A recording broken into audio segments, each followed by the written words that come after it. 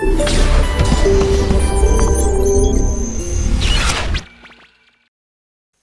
everyone, this is Divya Morwal from Motion Foundation. How are you all? I hope you all are doing great. So in today's video, I am going to give you some information about quantum physics. Quantum physics क्या होता है? So whenever we try to understand the universe, the first question comes to our mind is, what is the building block of universe? Universe किस चीज़ से मिलकर बना है ना? And I think आप सब लोग यही जानते होंगे कि atom is the smallest unit of matter, but it is not true because atom is itself composed of electrons, protons and neutrons, right? Now ये जो इलेक्ट्रॉन्स, प्रोटॉन और न्यूट्रॉन्स है, ये भी एटम्स के एलिमेंट्री पार्टिकल्स नहीं हैं, बिकॉज ये खुद क्वार्क से मिलकर बने हैं. नाउ क्या क्वार्क एक स्मॉल यूनिट है मैटर की? वीडियो में आगे देखेंगे. सो जब इलेक्ट्रॉन्स एंड क्वार्क्स मिलते हैं तो क्या हम यूनिवर्स के सारे कंसेप्ट्स को समझ सकते हैं? बिल्कुल नहीं, बिकॉज क्वार्क एंड इलेक्ट्रॉन से ऐसे बहुत सारे फोर्सेस हैं जिसे समझा नहीं जा सकता. So then comes the quantum theory. इस टॉपिक को थोड़ा कॉम्प्लेक्स मानकर लोग इसे सिर्फ एक हायर लेवल पे ही पढ़ाते हैं, but today I will try to make you understand this topic. So quantum physics क्या है? बेसिकली क्वांटम फिजिक्स का वो पार्ट है जिसमें छोटे छोटे particles like electrons, proton, neutrons, quark, इन सब की स्टडी होती है. नाउ क्वांटम फिजिक्स को quantum mechanics, quantum field theory भी कहा जाता है. But quantum physics, quantum field theory आई कहाँ से और किसने डिस्कवर करी?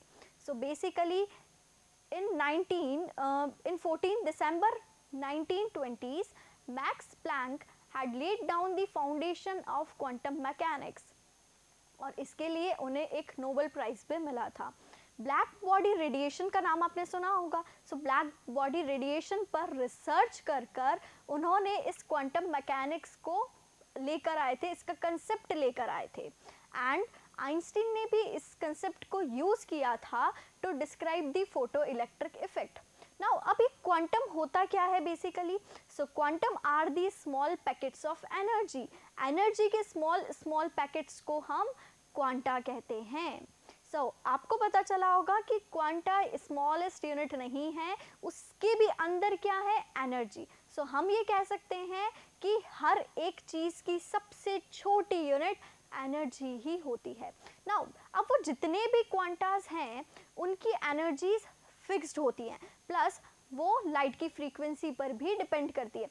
If you want to calculate the energy of quanta, किसी भी क्वांटा की एनर्जी हम बड़ी इजीली निकाल सकते हैं using this formula E is equals to h nu, where E is the energy of the quanta, h is the Planck constant and nu is the frequency. ठीक है, सो इस फॉर्मूले से बड़ी इजीली हम कैलकुलेशन कर सकते हैं. नाउ अब समझते हैं क्वांटम फिजिक्स के कुछ कॉन्सेप्ट्स को. So first concept is about duality. देखो, डुअलिटी मीन्स कि हर एक पार्टिकल एक डुअल पर्सनालिटी का होता है. वो वेव नेचर से भी बिलोंग कर सकता है, लाइक उसकी प्रॉपर्टीज भी होती हैं, प्लस उसके पास कुछ वेव की भी प्रॉपर्टी हो सकती है. But according to quantum physics, every particle, every object has dual personality. उसके पास at a time वो particle nature के भी जैसे behave कर सकता है, प्लस wave nature के भी जैसा behave कर सकता है.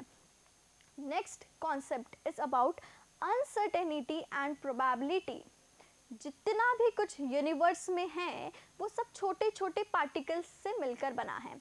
एंड वी नो कि किसी भी काम को करने की प्रोबेबिलिटी 100% नहीं होती. वो काम हो भी सकता है, नहीं भी हो सकता.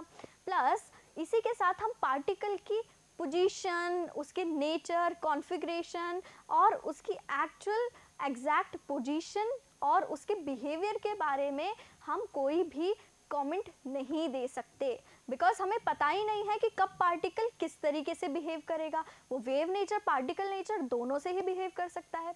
सो एक अनसर्टेनिटी है. नाउ क्वांटम फिजिक्स को एक्सेप्ट करना हमारे लिए इजी नहीं है, एंड हमारे जो फेमस साइंटिस्ट थे सर आइजैक न्यूटन के लिए भी ये इजी नहीं था. But trust me, quantum physics होती है, बिकॉज जितने भी एक्सपेरिमेंट्स हुए हैं उनके रिजल्ट्स पॉजिटिव ही आए हैं.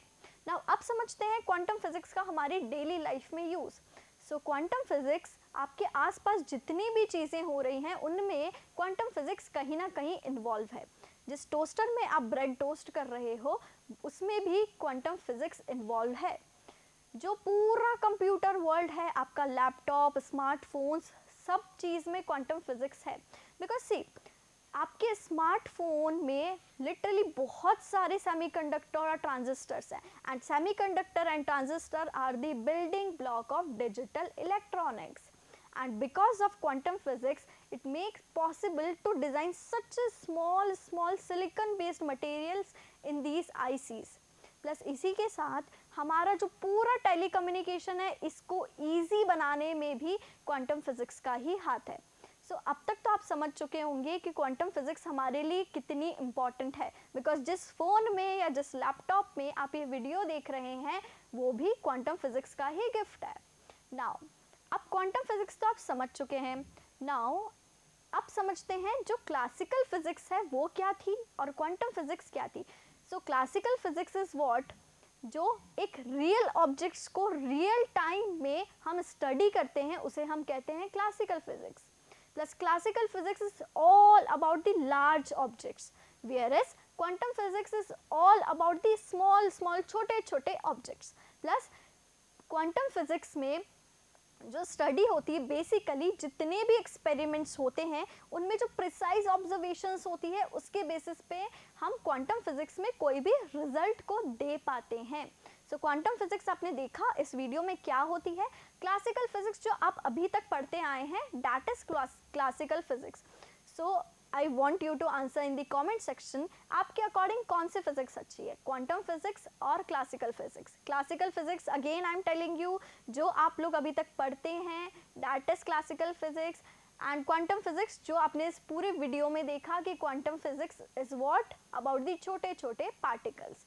ठीक है, सो I want you to answer, please answer in the comment section आपको कौन सी फिजिक्स अच्छी लगती है। This is all about this video, thank you so much and don't forget to follow us on Instagram and Facebook also, and इसका handle आपको नीचे definitely मिल जाएगा। Thank you so much.